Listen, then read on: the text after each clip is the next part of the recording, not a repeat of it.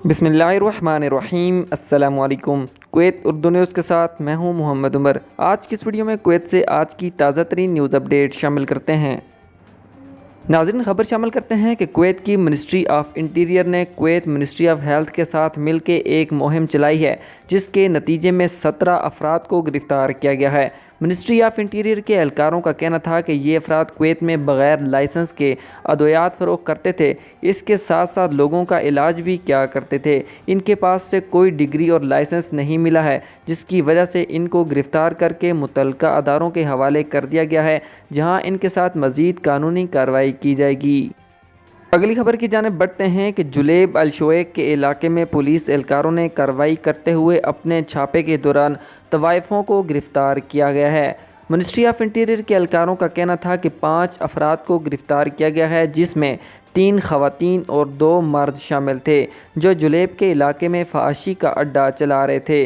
उनके साथ मज़ीद कानूनी कार्रवाई के लिए उन्हें मुतल्लिका अदारों के हवाले कर दिया गया है।